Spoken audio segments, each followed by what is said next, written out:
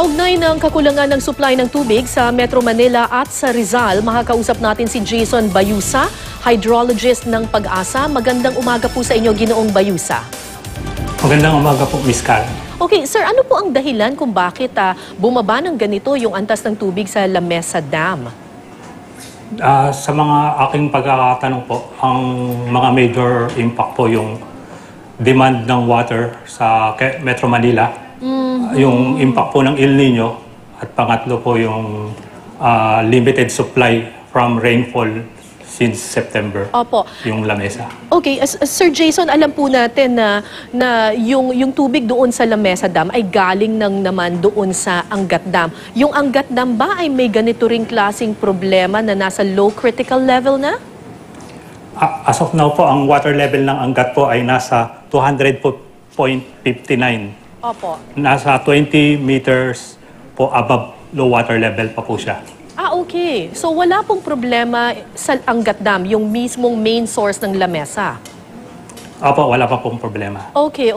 So paki-explica lang po doon sa mga ating mga kababayan kasi siyempre sinasabi nila wala naman po palang problema doon sa main source of water ng La Mesa, pero bakit yung La Mesa bumaba ng ganon? Dahil po ba sobra-sobra yung paggamit, yung pagkonsumo ng mga taga Metro Manila ng tubig?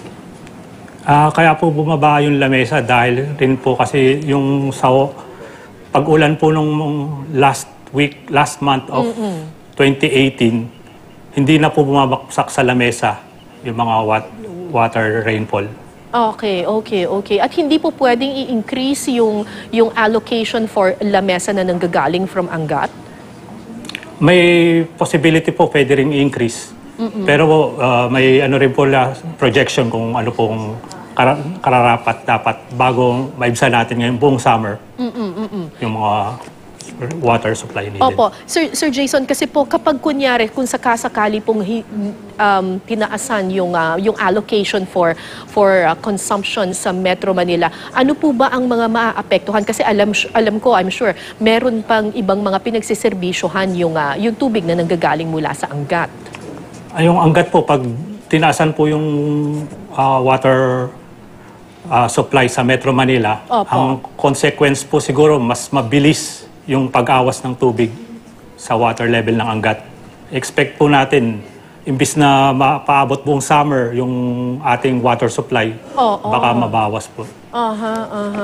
Gaano po katagal yung magiging ganitong sitwasyon po? Meron po bang alternative water source na pwedeng pagkunan ng Metro Manila?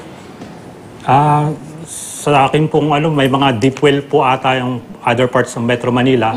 Yun po yung isa sa mga alternative sources. Oo, pero alam din natin ang groundwater ngayon medyo malalim na para makuha mo yung groundwater at the moment, di ba? Opo. Pero yung sa Manila Bay, may possibility rin po. Kanyarang po, yung filtering ng water niya, kailangan maganda. Okay. So ito po ay apekto ng iba't ibang mga factors. Nandyan yung El Nino, nandyan din yung sobra-sobra yung water consumption ng Metro Manila. Ang inaasahan natin ay yung rainfall. Base po sa inyong mga projections, gaano po katagal ito? May posibilidad ba na magkaroon ng ulan para tumaas-taas naman ng kahit kaunti yung water level sa La Mesa Dam? Based po sa El Nino impact, sabi po nila mga June or July yung tag-ulan. Kung ganun po ang maging consequence, medyo matagal-tagal pa po tayong mag-ano sa water needed. Okay. Ito po bang problema sa La Mesa Dam ay nararanasan din ang iba pang mga dam na minomonitor ng Pag-asa?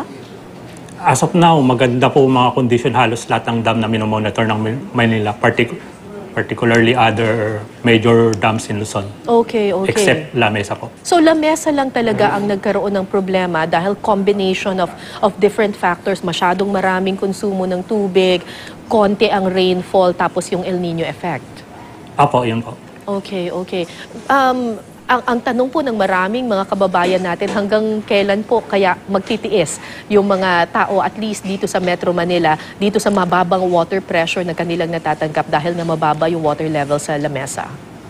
Pag nakaranas na po ng pag-ulan itong La Mesa, nitong May or June, Okay. siguro po maibsan yung impact ng water needed natin. Okay.